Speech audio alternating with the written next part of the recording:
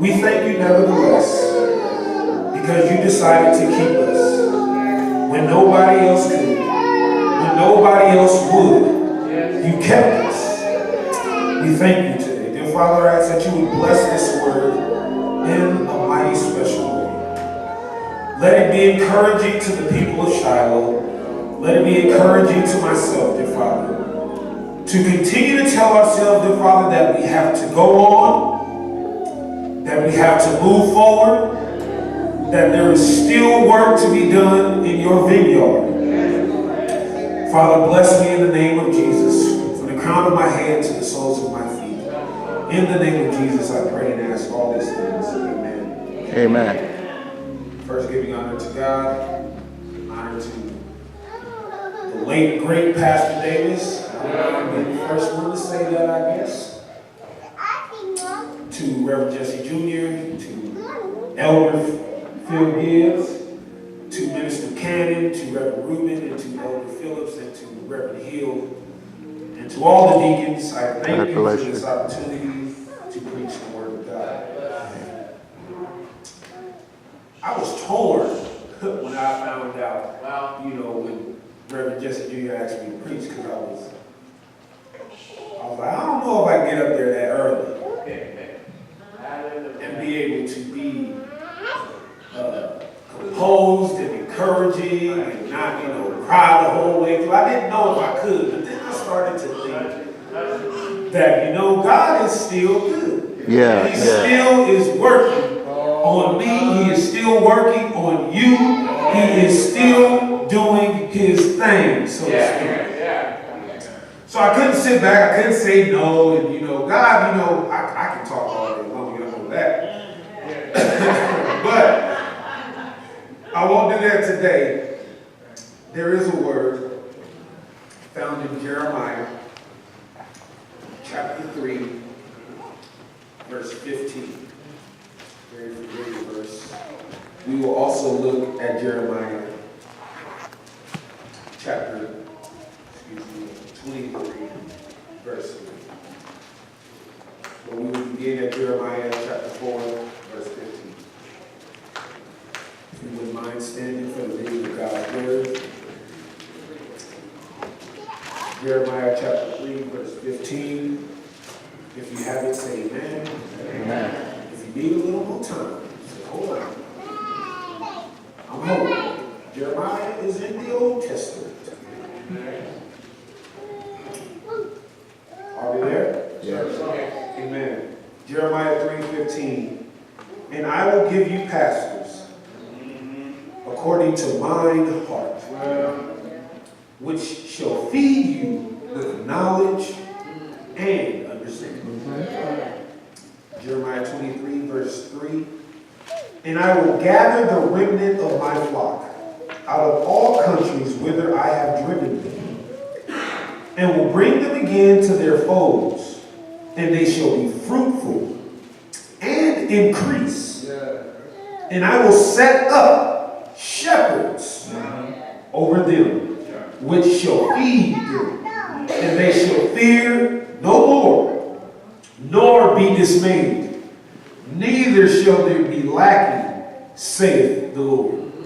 And as you take your seats, the topic for today, the Good Shepherd. All right. So I was torn this week because I didn't know whether or not I should preach on Pastor Davis or preach on moving forward, and I kind of was wrestling with some other things, and I couldn't. Usually it comes really, God puts stuff on my heart every week, every day almost, and I can, immediately discern where he's trying to tell me to go. This time it was very hard. But I realized preaching on Pastor Davis is going to tie into us moving forward. All right. You see, a journey begins at the beginning. All right now. Shiloh's journey, we began so many years ago. I wasn't even born yet. I wasn't even thought of. But Shiloh's journey began 50 years ago. And it had to be a tough time back then when I think about it. But it had to be tough for the few members that decided to create a church. It had to be tough to find that good shepherd. That shepherd that they knew could see them through. That shepherd that they knew wouldn't fall by the wayside. That shepherd that they knew wouldn't just up and quit 2-3 years down the road. That good shepherd that said to himself in his heart that God, these are your people. And if you have called me to become their shepherd, I will accept that great task. And I will move when you move. Pastor Davis was that kind of good shepherd. He did not force his foot to be moved for anybody, not even his own wife. He was a good shepherd. He still is a good shepherd. For even though he is not here, we know where he is. And because of the fact that we know where he is, everything that we have absorbed from him over the years should rest on your heart and rest in your mind. Thank God for technology. Thank God that we can go on YouTube and see Pastor Davis all day long. We can see that one leg getting lifted up. We can see him stroking the back of his head. Y'all know Pastor Davis and how he do it. But thank God for that. Because we get to re-enjoy, so to speak, the good shepherd that we had for so long. It's not common that a pastor continues to pastor a church not only for 50 years, but continues to pastor a church knowing that he has an illness that he will have to live through his entire life. He could have settled for 25 years and it would have been good enough. He could have settled for 10 years and it would have been good enough. But God called Pastor Davis from his own heart. When you think about that, it wasn't something that just happened when Pastor Davis was born. God shaped his heart before the beginning of time to be able to cut out a piece of his heart and put it into Pastor Davis. God prepared himself in order to prepare our pastor. And if that doesn't set something in your soul, it should. Because it says to me that Pastor Davis, that God designed Pastor Davis for Shiloh Baptist Church. He designed Pastor Davis for us. He designed Pastor Davis for the Oakland community. He designed Pastor Davis for this Hayward community. He designed Pastor Davis to be one of the greatest leaders that many have ever known. He designed Pastor Davis to shape and mold him and move him in the way that God saw fit. I thank God for allowing me to know that. Verse 15 says, and I will give you pastors according to mine heart.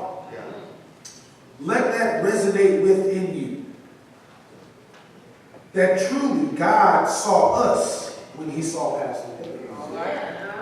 He saw each and every one of you when he made Pastor Davis, when he shaped him, when he formed him from the dust of the ground and allowed his mother to bear him in the womb. He saw us and he saw our needs.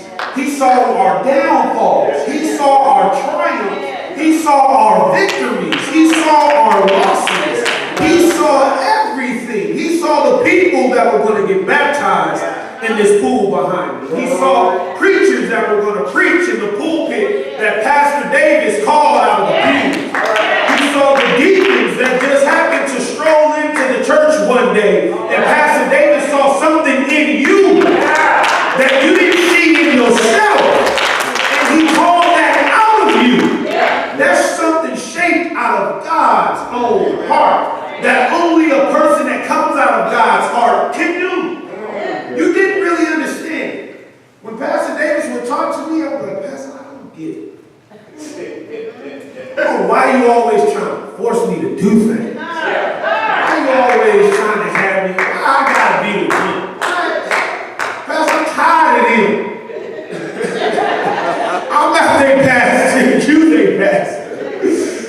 But he also would say, you know what? We all got to grow.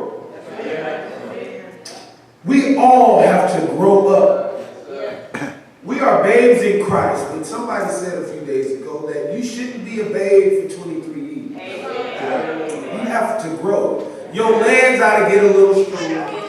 They ought to get a little longer. You ought to stand up right. Hold your head up tall.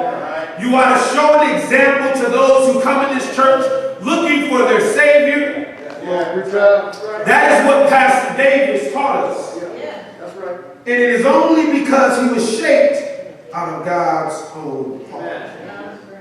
That verse 15 says, which they shall feed you with knowledge and understanding. Pastor Davis was one of the smartest black, strong men I have ever met. He was a walking Bible. And I would look at him and say, how in the world can he remember all these verses?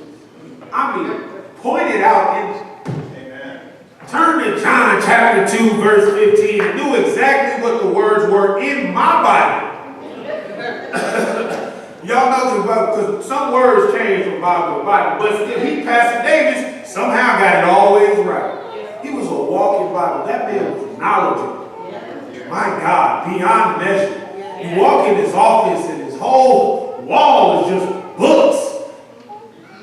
And I had never seen that, that kind of example from a black man. He was my first example of a person that studies. My first example of a man that is fervent in his prayer, fervent in his Bible, fervent in his study. Pastor Davis committed himself to the knowledge of God. Hallelujah. He committed himself to the knowledge of God because he taught us, don't let nobody come in here saying anything and everything. He taught us, know the Bible for yourself.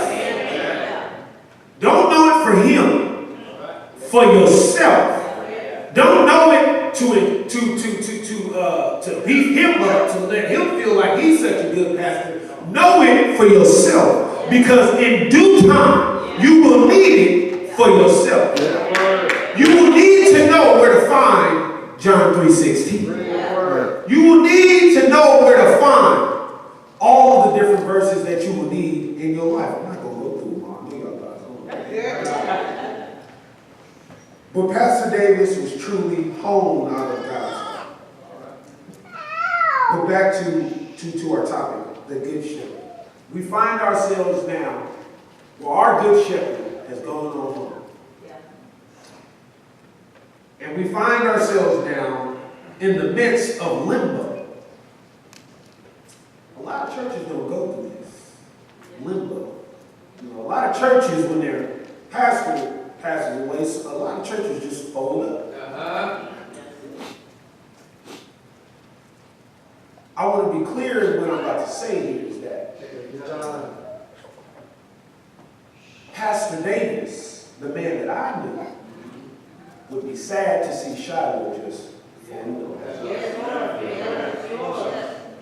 He taught us to move when God told us to move.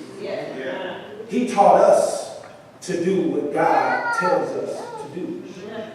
And I believe that God would not want to see any church that is in his name just fold up. And if I know that God doesn't want it, I know Pastor Davis doesn't want it. And I know that we as the membership of Shiloh Baptist Church have to do everything that we can do to keep these doors open. To keep on moving on. To keep on proclaiming the true word of God from this pulpit. To keep singing Zion songs from this choir stand. To keep calling lost souls to this pulpit. That is what we are called to do, Shepard. We have had a good shepherd. It is time to find the next. I'm sorry to say, pardon me, that's the spirit moving. I wouldn't even go say that. But we have to find the next. It's the truth, and the truth hurts. We never thought we would get to this moment. I never thought it. I thought Pastor Davis was going to bury me. I was telling Jessica. We grew up in the church. We thought Pastor Davis was going to live 200, 300 years old. Like he was going to see my babies grow up. He was going to baptize my kids. That's how we saw Pastor Davis. Because as many times as he was in the hospital, he came right back out. Glory to God. Glory to God, y'all. Y'all know our pastor. He was something else. But we have to find that next good shepherd. He or she is out there. And it is our task to do it. And deacons, I know y'all are very working, trustees and working all that, so I'm not going to even go into none of that. But I'm just going to say that, Shiloh, we have to pray so hard. Pastor Davis taught us that prayer changes things. We know for ourselves that prayer changes things. That it moves mountains. That it carries us over valleys. That it carries us across seas. So we have to move. I'm almost there. Verse 4 of chapter 23 in Jeremiah says, "And I will set up shepherds over them, which shall feed them, and they shall fear no more." You can't be afraid to move on. We cannot be afraid to go forward. Everything that has happened up until this point, I don't know about you, but I feel has been preordained by God. Just the way things happen shows me that God is in the midst. That God has been moving pieces on the checkerboard. Lining Shiloh up for something. We've been talking for a year long on how we're a family. We've been talking a year long on how things are going to get better. We've been talking a year long on how there's something in store for Shiloh. We've been talking a year long on how we need to love on each other. We've been talking a year long on how we need to strengthen each other. We've been talking a year long on how we need to do more in our church. We've been talking a year long on how we need to do more in the streets. Shiloh, now is the time to start doing what we have been talking about. It is time to not be stagnant, to not be comfortable, but to get shook it up. And that's what God has done for Shiloh. He has shaken us up, to wake us up, to say, move on, do more. You have the strength of your body to do more. You can do more. There is work left for you to do. We don't need to be a lazy church.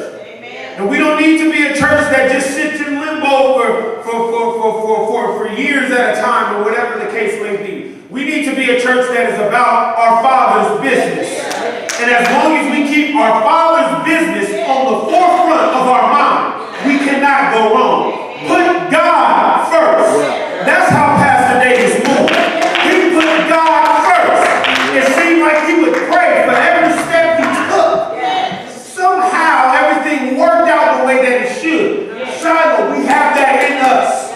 Each and every one of us, we have it. Use it. Captivate it. Grow, feed it. Let it grow. Don't be afraid for something new. Don't be afraid for what's coming. Don't be dismayed. That's a strong word. Because when I first heard, I was dismayed. I didn't want to go to church. I didn't want to see nobody.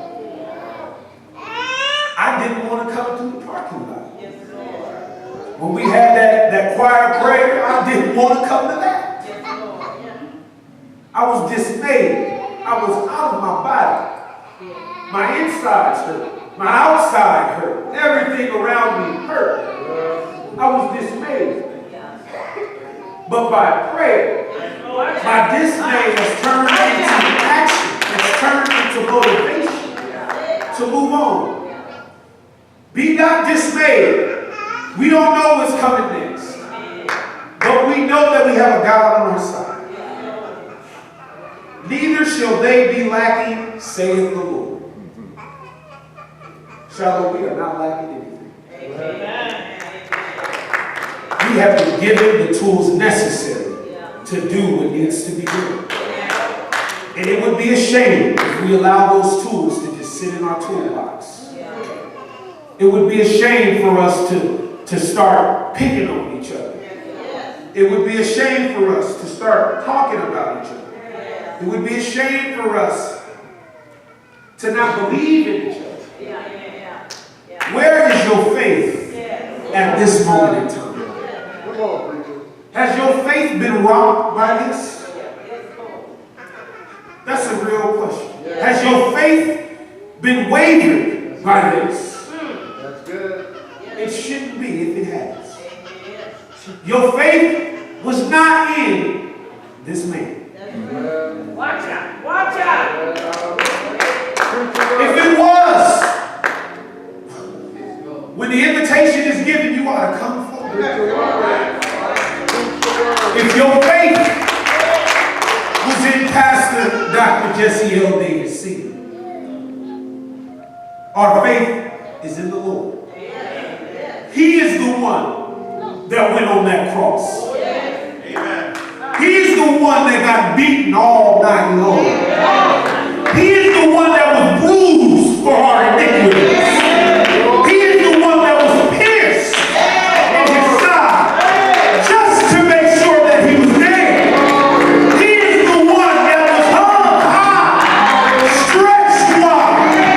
He is the one that had to bear his own cross for miles at a time. He is the one that was chastised. He is the one that had skin ripped from his body. He is the one whose blood came streaming down.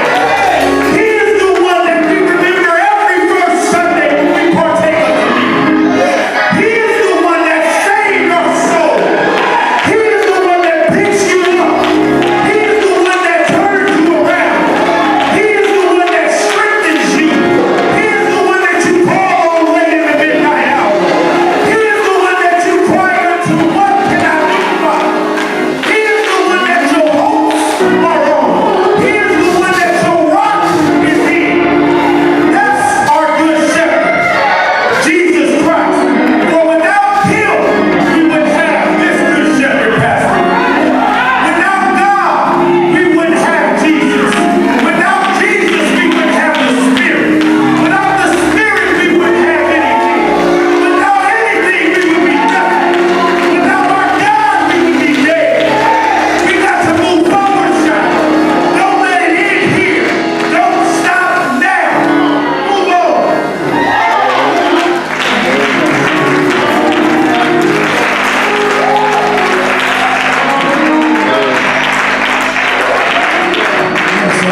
We're marching to Zion, beautiful, beautiful.